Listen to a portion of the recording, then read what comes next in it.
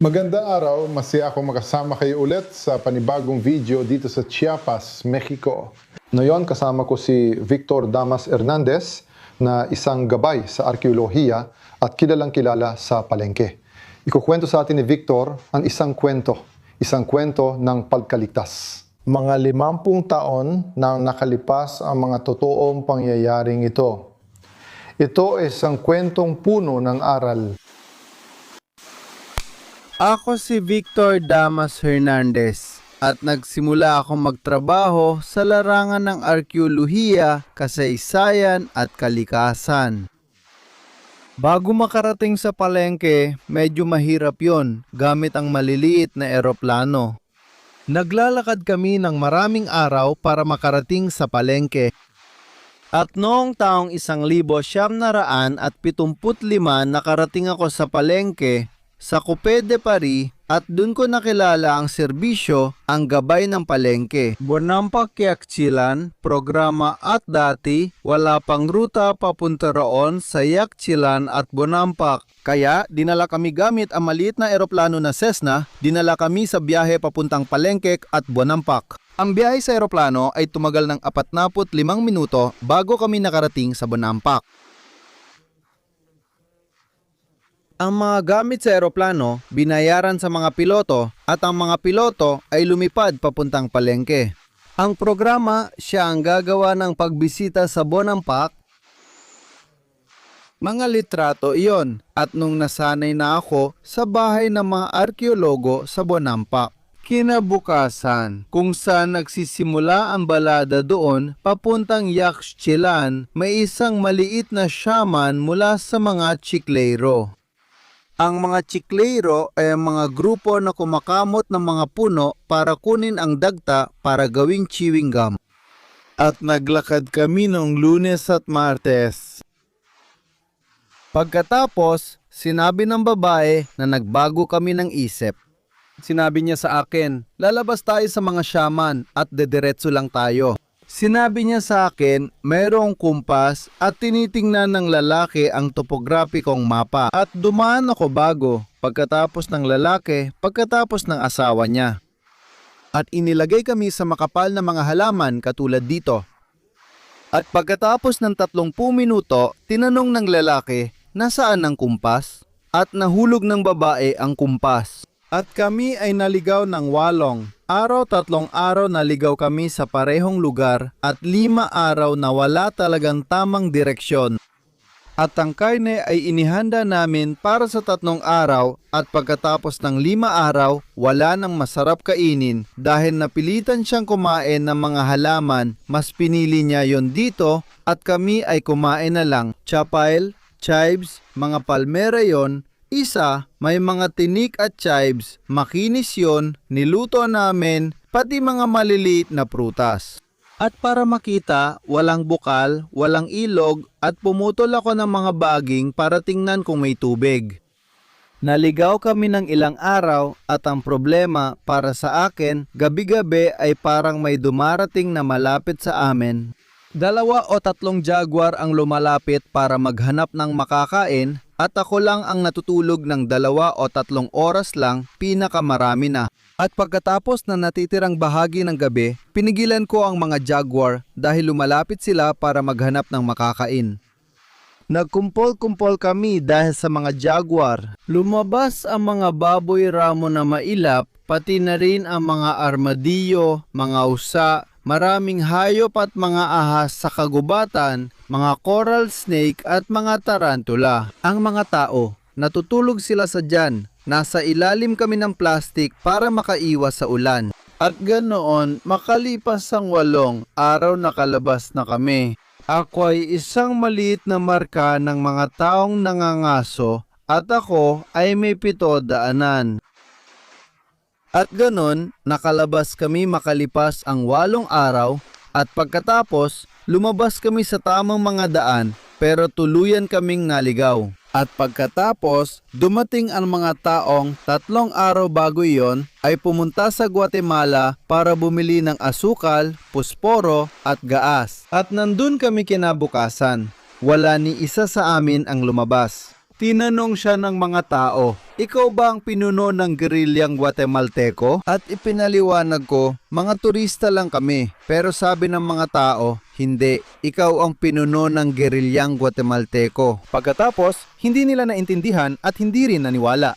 At pagkatapos, sinabi ko sa kanya na naligaw kami dahil sa duwende at pagkatapos ipinaliwanag ko na ang duwende ang dahilan kung bakit kami naligaw. Naintindihan nila na may mga turista kami at ganoon, isinama namin sila at naglakad kami ng halos 3 kilometro at ganoon, nakarating kami sa kanilang bayan. At minigyan nila kami ng mga tortilla, beans, sili at karne ng usa. Kumain kami ng mabuti dahil 5 araw bago nun, hindi kami makakain. Nangyari iyon noong 1975 ang mag-asawa ay dumating mula sa Paris pagkatapos naming makalabas. Sinabi niya sa akin na ang layunin niya sa paglalakad ng diretso ay para mailagay ang ekspedisyon sa Guinness World Records. Iyon ang tumulong sa kanya, kaya ang layunin niya ay maglakad ng diretso gamit ang kumpas. Gumamit ako ng mga espesyal na estruktura ng damo para sa gubat at ang Pranses ay gumamit ng sapatos na goma at mga estruktura na gawa sa balat ng baka na ganito. At nagsuot ako ng aking kabawi para protektahan ang sarili ko sa ulan. Ang mga tao ay lubos na nag-aalala dahil sinabi niya na mamamatay siya sa gubat. At si Conero ba ay nasa gubat? Ang amoy ng dugo, ang amoy ng ahas, at nung naamoy ko ang ahas, sasabihin ko sana, pero kung sasabihin ko, siya. Ang ahas ay tumutunog, umaalis at nagbibigay ng amoy na parang isda. At dahil doon, nakilala ko na dumaan ang ahas. Malapit lang siya sa atin at hindi ko sinabi kahit ano. Kasi kung sasabihin ko, hindi siya gagalaw. Lubos.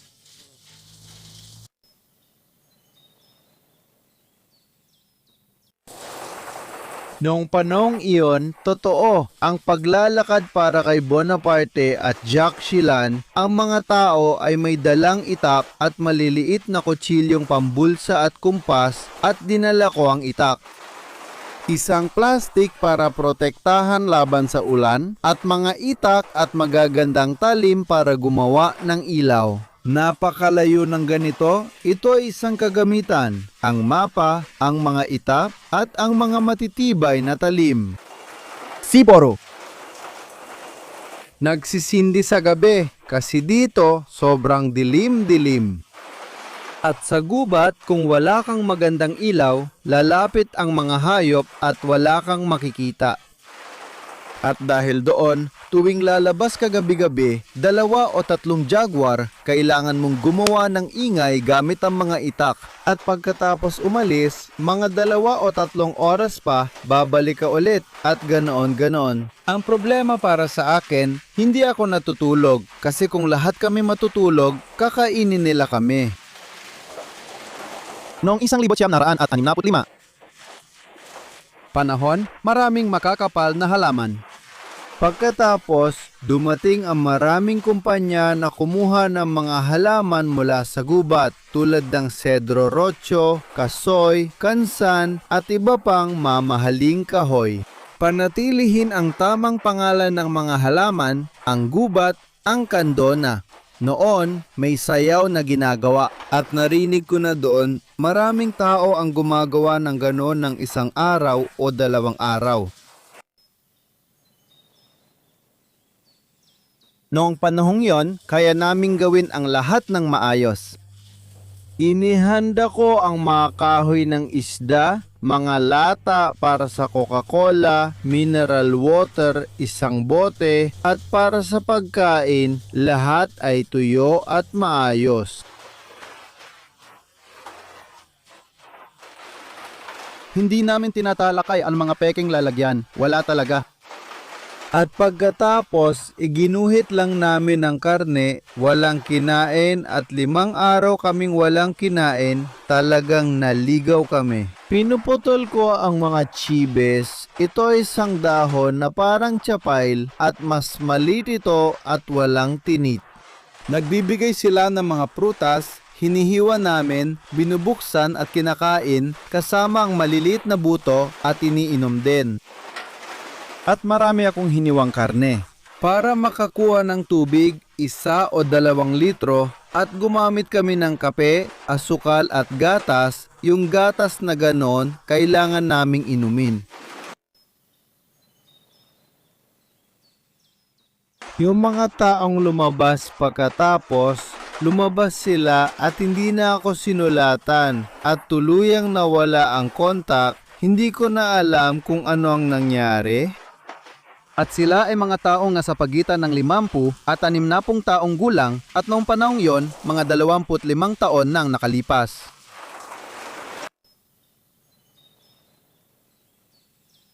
Ngayon, mag-debrief tayo tungkol sa episode na ito kung saan si Victor Damas ay naging survival guide sa gubat sa Mexico at nangyari ito noong 1975. Kaya kapag nagbabalik-aral tayo ng karanasan, madalas natin itong hinahati sa 3 pangunahing kategorya.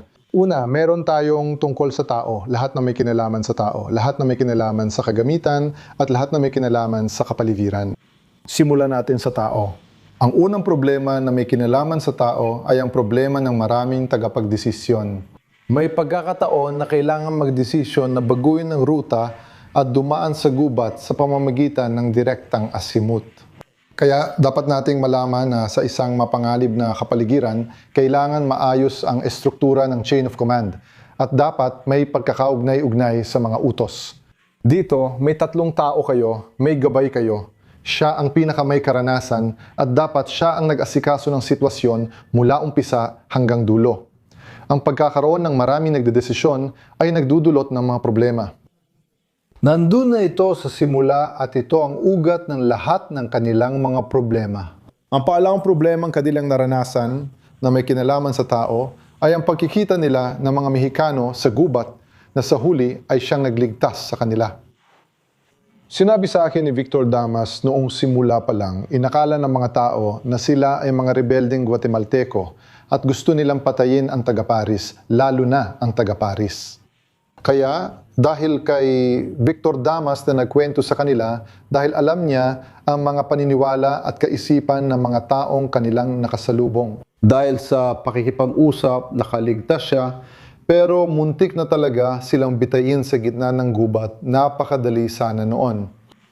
Kaya, makikita natin na sa kalikasan, kung may mga pangunahing kaalaman ka, madali kang makakaligtas. Dahil maraming bagay ang pwedeng mahulaan. Sa kabilang banda, ang pinakamahalagang salik na kadalasang pinakamapanganib at hindi inaasahan ay ang salik ng tao na makakasalamuha mo. Pangatlong elemento ng kwento, ayon kay Victor Damas, hindi siya sinulatan o kinontak muli ng mga tao. Kaya huwag na tayong umasa pa. Meron kang mga bumbero, mga tagapagligtas sa dagat at iba pa. Alam nila ito na mabuti na kapag nagligtas ka ng buhay ng isang tao, may 5% kang tsansa na magpasalamat sa iyo ang taong yon. Ang 95% ng mga tao ay aalisin na lang ito sa kanilang isipan. Magdi-deny sila at hindi mo na sila muling makikita. Yung natitirang 5% ay magpapadala lang ng bote ng champagne taon-taon, kaya huwag kang umasa ng iba pa sa ganitong sitwasyon. Karaniwan, hindi mo na makikita ang mga tao. Isang huling bagay, ito ay kapag naramdaman ni Victor Damas ang presensya ng ilan. Alam niya yon dahil naranasan na niya. Pero dahil ang mga tao ay nasa matinding takot, siguradong pagod na sila, kaya medyo naging problema ito. Sa pakikitungo sa kanila, mas pinili niyang huwag magsabi ng kahit ano sa kanila. Matalinong desisyon yon. Kapag may natatakot na, pero alam mong kaya mong kontrolin ang sitwasyon. Sa mga ganitong pagkakataon, mas mabuting huwag nang ikalat ang takot o mga problemang hindi pa nga nila namamalayan. Tungkol naman sa kagamitan na yon, ang malaking kategorya ng kagamitan. Ang unang mapapansin natin ay nawala na nila ang kanilang kompas. Noong panahon na iyon, noong 1975 syempre, wala pa silang GPS. Pero kung may reserbang kumpas, mas maganda sana. Dapat ay may dalawa silang kumpas. Iyon ang unang bagay. Pagkatapos, nagdala sila ng pagkain para sa 3 araw. Kaya yon, pagkain para sa 3 araw, ang biyahe nila ay nakaplano para sa 3 araw. Maganda yon. May naging problema tungkol sa apoy. Wala silang dala para makagawa ng apoy. Kaya hindi sila makapagluto ng pagkain, hindi sila makapagluto ng kahit ano sa gubat. Samantalang maraming bagay sa gubat na pwedeng lutuin at pwedeng kainin. Kaya yun, siguro doon malaking pagkakamali yun. Ang dala lang nila ay mga handang pagkain, mga delata, at iba pa. Makikita mo talaga na sobrang simple lang ng gamit nila. Noon kasi, hindi pa ganun ka-develop tulad ngayon, hindi pa ganun ka-technical ang mga kagamitan. Kita na plastic na trapal lang ang gamit nila at simpleng duyan. Sige, masasabi natin ayos na yon. Kahit na mas kaya na nating pagandahin na yon, mas maganda talaga kapag maayos ang paghahanda sa isang ekspedisyon. Siguradong may lubid at tali siya kahit di nabanggit dahil kailangan para sa duyan at trapal. Pagdating naman sa sapatos siya, may suot siyang mga Rangers. Kaya magandang sapatos niya. Lalo na laban sa mga ahas. Kasi sa mga gubat na yon, ang malaking problema talaga ay ang kagat ng ahas. Yun ang pinakadelikado. Kasi ang ibang hayop, kadalasan, umaalis sila kapag may tao. At pagkatapos, yung mga taga-Paris, sila naka-tennis shoes lang. Siguro yung babae, naka-tennis shoes lang siya. Medyo kulang yon. Tama talaga sila na ilagay siya sa likod. Ngayon, tukol naman sa kapaligiran, una namin naisip ay yung desisyon, yung sikat na desisyon na dumaan sa tinatawag na azimuth brutal. Paalala lang, ang azimuth brutal ay kapag dumiretso ka lang sa gubat gamit ang kompas, busola o GPS. Kailangan ninyong malaman na may ratio na 1:10 pagdating sa pag-usad. Sa pagitan ng taong dadaan sa azimuth brutal sa gubat at ng taong gagamit ng mga daanan. Dapat ninyong malaman na sa gubat na ito, may mga daanan ng mga gaso at ng gongolekta. Iyan ang magaganda. Pero mayroon ding mga daanan na tinatawag natin mga daanan ng unggoy. Ibig sabihin ay mga daanan na umaabot lang ng 20 metro, 30 metro minsan, 100 metro. Iyon ay mga daanan ng hayop. Mga hayop ang dumadaan doon. Pero madali itong gamitin at sulit gamitin. Kaya, masamang ideya yon. Mas maganda sana kung nagpatuloy sila sa mga daanan. Isa pang pagminilay ay ang problema tungkol sa mga jaguar. Kaya, dapat ninyong malaman na kapag kayo ay nasa isang mapangalib na kapaligiran bilang isang grupo, ang mahalaga ay ang tibay ng grupo. Kailangan protektahan ang grupo. Kaya, hindi dapat pabigatin ang isang tao lang at siya lang ang malbantay doon, lalo na kung siya pa ang pinakamay karanasan. Kaya, dapat ay nagpalitan sila ng bantay at nagpapanatili ng apoy buong gabi na sana'y nakatulong sa pag-iwas sa lahat ng jaguar. Isa o dalawang obserbasyon pa. Maraming hayop ang nakita nila at malinaw na hindi sila nakapangaso. Ibig sabihin, habang naglalakbay, posible ang pangangaso pero kailangan ng baril. Kung wala, hindi pwede. Halos imposibleng magbitag ng mga hayop ng madali habang naglalakbay. Kaya makikita natin na nagputol pa rin sila ng mga baging. Marahil marami siyang naputol dahil hindi yon madali. Bukod pa dyan, may mga technique para dyan. Pero malinaw na alam nila ang mga yon. Kumuha sila ng chapel. Ang chapel ay mga maliliit na palmera na may tinik na may maliliit na bunga. Depende sa panahon, pwedeng kainin o pwedeng inumin ang chive na isa ring maliit na palma. Kaya dito mahalaga talagang kilala mo ang mga halaman sa gubat. Kasi kung hindi, ang pangunahing teknik ay mag-focus sa mga palmera at kawayan, pati na rin sa mga pako kung kinakailangan. Halos lahat ng pako ay nakakain, lalo na ang mga bagong usbong lamang. Pero sige, marami niyan sa gubat, maraming uri. Nakadalasan ay nakakain, kailangan lang subukan. May mga baging kayo mapagkukunan ng tubig at may mga kawayan din. At ang kawayan ay kadalasang pwedeng kainin, pati ang mga usbong nito. Kung meron kayong makita dahil hindi laging meron. At meron kayong mga palma, mga puno ng palma, iba't ibang klase ng palma. Isa lang ang meron dyan na ang bunga ay nakakalason, pero hindi naman nakakamatay. Pero karamihan sa mga palma, maging sa bahaging tinatawag na ubod, sa puno, sa mga usbong, lahat ng yan ay kadalasang nakakain. Ayan, natapos na natin ang pagtalakay sa karanasan ito. Sana ay marami kayong natutunan at magkita-kita tayo muli sa susunod na video.